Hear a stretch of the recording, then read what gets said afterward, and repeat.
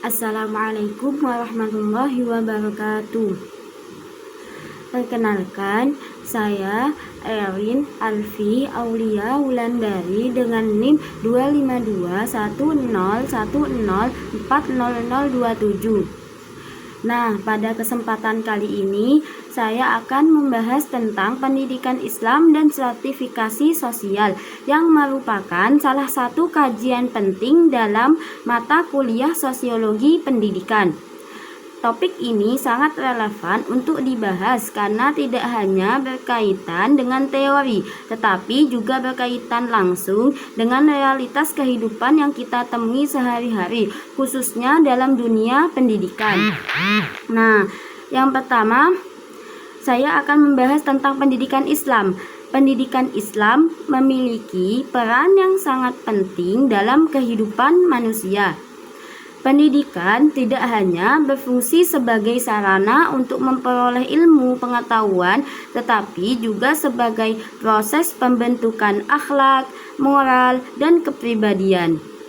Nah, dalam pendidikan Islam itu sendiri, seseorang tidak hanya diarahkan untuk menjadi individu yang cerdas secara intelektual, tetapi juga menjadi pribadi yang memiliki nilai-nilai spiritual yang kuat seperti mampu berinteraksi dengan sesama, yang artinya pendidikan Islam berusaha membentuk manusia secara utuh, baik dari aspek intelektual, spiritual, maupun sosial. Namun, dalam kenyataannya, pendidikan tidak dapat dipisahkan dari kondisi sosial di masyarakat. Pendidikan selalu dipengaruhi oleh lingkungan sosial, ekonomi, dan budaya tempat seseorang itu hidup. Nah, salah satu fenomena sosial yang sangat berpengaruh dalam pendidikan adalah adanya stratifikasi sosial. Sebagai contoh di sini, kita dapat melihat adanya perbedaan fasilitas antar sekolah. Ada sekolah yang memiliki fasilitas lengkap seperti laboratorium, perpustakaan, dan teknologi modern. Namun di sisi lain, masih ada sekolah yang memiliki keterbatasan sarana.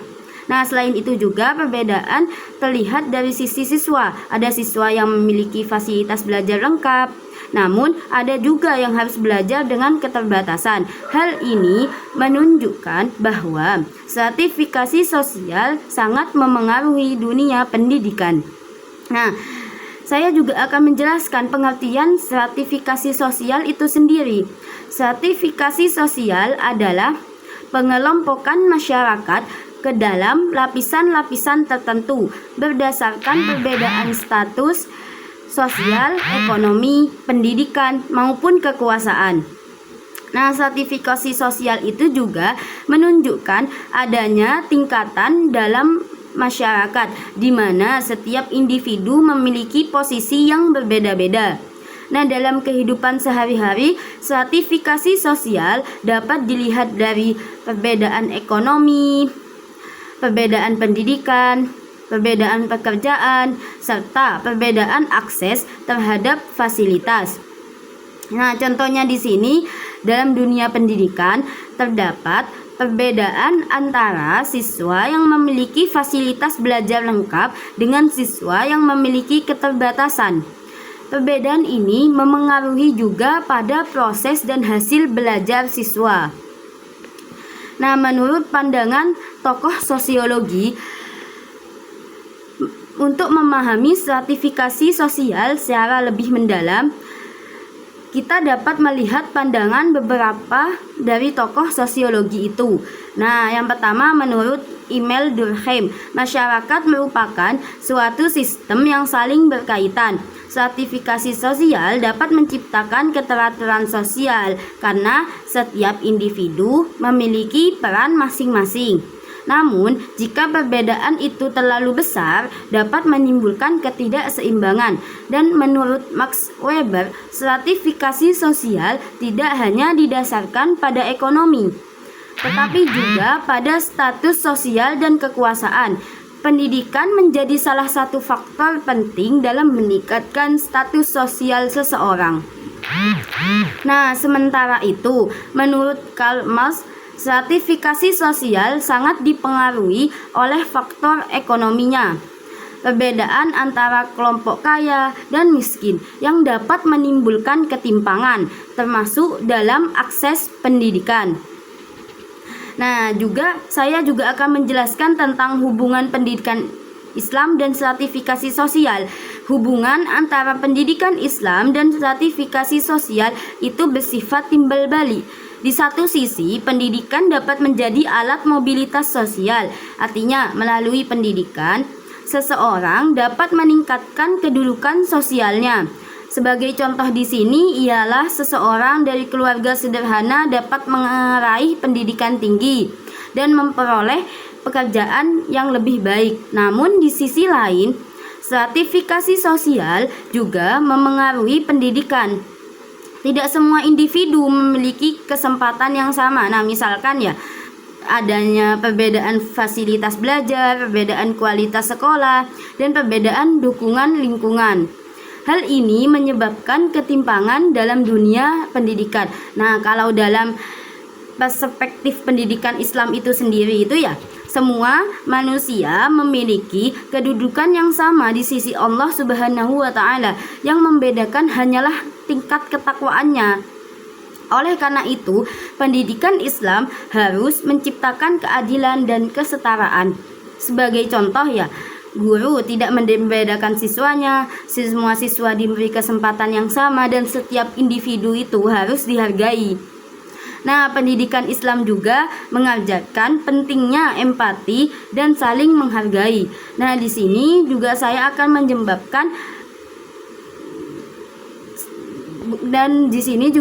menjelaskan tentang penyebab stratifikasi sosial dalam dunia pendidikan.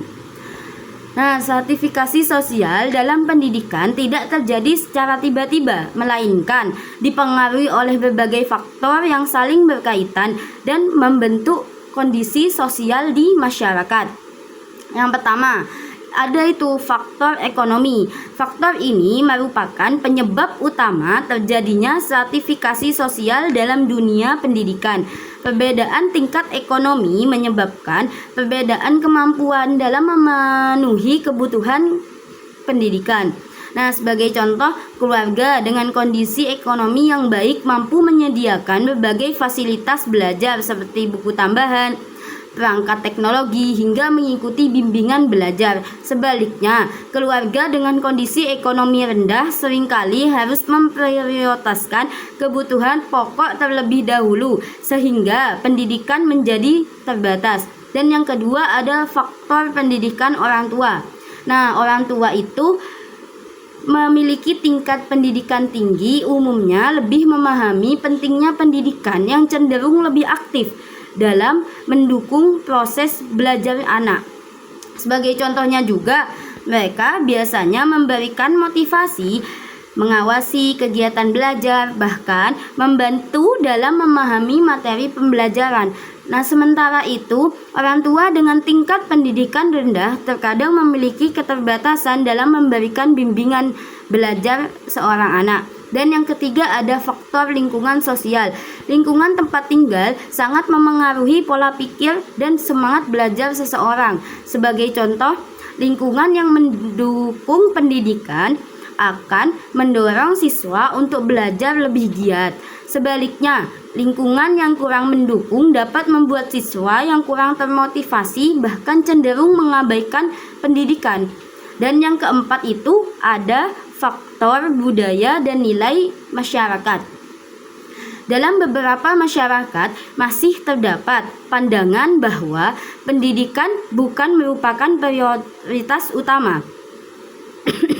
Hal ini dapat memengaruhi keputusan keluarga dalam menyekolahkan anak, terutama pada kondisi ekonomi yang terbatas. Dan yang kelima ada faktor akses dan kebijakan pendidikan. Nah, di sini tidak meratanya fasilitas pendidikan di berbagai daerah juga menjadi penyebab stratifikasi sosial itu. Nah, contohnya ya, sekolah di daerah perkotaan umumnya memiliki fasilitas yang lebih lengkap dibandingkan dengan sekolah yang di daerah pedesaan. Hal ini menyebabkan perbedaan kualitas pendidikan yang diterima oleh siswa. Nah, di sini juga saya akan menjelaskan dampak stratifikasi sosial dalam dunia pendidikan. Kan tadi sudah penyebab, sekarang dampaknya. Stratifikasi sosial dalam pendidikan memberikan dampak yang cukup kompleks, baik dampak positif maupun dampak yang negatif. Nah, dampak positifnya di sini yaitu yang pertama, menciptakan keteraturan sosial. Dan menurut pandangan Emil Durkheim itu, adanya perbedaan di dalam masyarakat dapat menciptakan keteraturan karena setiap individu memiliki peran dan posisi masing-masing. Nah, dalam dunia pendidikan itu, hal ini terlihat dari adanya pembagian peran antara siswa, guru, dan lembaga pendidikan yang saling melengkapi. Dan yang kedua, ada mendorong motivasi untuk meningkatkan kualitas diri. Perbedaan kondisi sosial dapat menjadi dorongan bagi seseorang untuk berusaha lebih keras agar dapat meningkatkan taraf hidupnya melalui pendidikan. Nah, sebagai contohnya di sini yaitu siswa dari latar belakang sederhana seringkali memiliki motivasi tinggi untuk belajar agar dapat meraih kehidupan yang lebih baik. Dan yang ketiga, ada menjadi sarana seleksi sosial secara tidak langsung. Nah, di sini disebutkan juga sertifikasi sosial itu dapat membantu dalam proses seleksi kemampuan, di mana individu yang memiliki kemampuan dan usaha lebih akan memperoleh kesempatan yang lebih baik. Nah, di sini kan saya juga sudah menjelaskan dampak positifnya.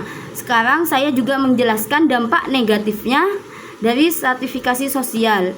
Pertama, ketimpangan akses pendidikan. Nah, tidak semua individu memiliki kesempatan yang sama memperoleh pendidikan yang berkualitas. Sebagai contoh, siswa dari keluarga mampu memiliki akses yang lebih luas dibandingkan siswa dari keluarga kurang mampu. Dan yang kedua, perbedaan kualitas pembelajaran. Fasilitas dan kualitas sekolah yang berbeda menyebabkan perbedaan dalam proses pembelajaran. Nah, akibatnya di sini hasil pendidikan yang diperoleh siswa itu juga berbeda. Dan yang ketiga, ada terbatasnya kesempatan untuk berkembang. Siswa dari kelompok sosial tertentu seringkali mengalami hambatan dalam mengembangkan potensi diri karena keterbatasan yang dimilikinya. Keempat, munculnya kesenjangan sosial. Nah, stratifikasi sosial dapat memperlebar jarak antara kelompok masyarakat sehingga menciptakan ketidakadilan sosial. Dan yang kelima, ada dampak psikologis pada siswa. Siswa yang berasal dari latar belakang kurang mampu dapat mengalami rasa minder atau kurang percaya diri. Bahkan mereka merasa tidak mampu bersaing. Sebaliknya, siswa yang berasal dari latar belakang lebih tinggi cenderung memiliki rasa percaya diri yang lebih besar. Nah, upaya mengatasi stratifikasi sosial dalam dunia pendidikan itu ada beberapa di antaranya, yaitu yang pertama, pemerataan akses pendidikan. Setiap individu harus memiliki kesempatan yang sama untuk memperoleh pendidikan tanpa adanya diskriminasi. Hal ini dapat dilakukan melalui penyediaan fasilitas pendidikan yang merata, baik di daerah perkotaan maupun di pedesaan. Dan yang kedua, ada peningkatan kualitas pendidikan. Pemerintah dan lembaga pendidikan perlu memastikan bahwa kualitas pendidikan tidak berbeda secara signifikan antar wilayah. Nah, dengan demikian, semua siswa dapat memperoleh pendidikan yang layak. Dan yang ketiga, ada penanaman nilai keadilan dan kesetaraan dalam pendidikan Islam. Peserta didik harus diajarkan untuk tidak membeda-bedakan teman berdasarkan latar belakang sosial. Nilai-nilai seperti keadilan, empati, dan saling menghargai perlu ditanamkan sejak dini. Dan yang keempat, ada peran aktif guru dalam menciptakan lingkungan yang inklusif. Guru memiliki peran penting dalam menciptakan suasana belajar yang adil dan tidak diskriminatif. Nah, sebagai contohnya di sini ialah memberikan perhatian yang sama kepada semua siswa, membantu siswa yang mengalami kesulitan, serta mendorong kerjasama antar siswa. Dan yang kelima, ada pemberian bantuan pendidikan bagi siswa kurang mampu. Bantuan seperti beasiswa, fasilitas belajar, dan dukungan lainnya dapat membantu mengurangi kesenjangan dalam pendidikan. Dan yang keenam, ada penguatan peran keluarga dan masyarakat. Keluarga dan lingkungan masyarakat juga memiliki peran penting dalam mendukung pendidikan anak.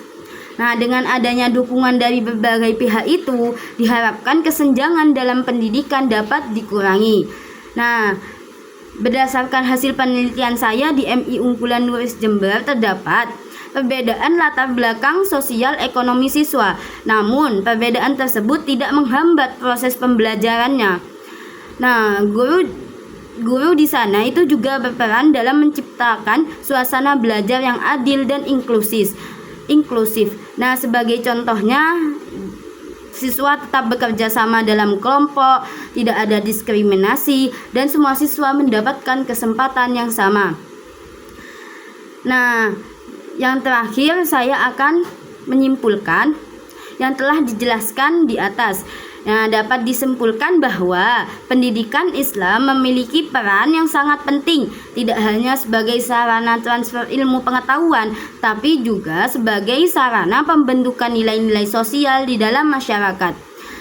Stratifikasi sosial memang merupakan fenomena yang tidak dapat dihindari dalam kehidupan sosial. Perbedaan status, ekonomi, pendidikan, maupun latar belakang keluarga akan selalu ada dalam masyarakat. Namun demikian, perbedaan tersebut seharusnya tidak menjadi penghalang bagi seseorang untuk memperoleh pendidikan yang layak. Nah, jika dikaitkan dengan pemikiran para tokoh sosiologi seperti Emil Durkheim, Max Weber, dan Karl, maka dapat dipahami bahwa stratifikasi sosial memiliki berbagai dimensi, baik dari segi fungsi sosial, status, maupun ekonomi. Oleh karena itu, pendidikan memiliki peran strategis untuk menjaga keseimbangan sosial sekaligus menjadi sarana mobilitas bagi setiap individu. Sebagai refleksi, kita sebagai bagian dari dunia pendidikan itu perlu menyadari bahwa setiap individu memiliki latar belakang yang berbeda. Oleh karena itu, sikap saling menghargai, tidak membeda-bedakan, serta memiliki empati terhadap sesama menjadi hal yang sangat penting untuk diterapkan. Dengan demikian, pendidikan tidak hanya menjadi alat untuk mencapai kesuksesan pribadi, tetapi juga menjadi sarana untuk menciptakan masyarakat yang lebih adil, harmonis, dan berkeadaban. Nah, sekian dari saya. Wassalamualaikum warahmatullahi wabarakatuh. Dadah.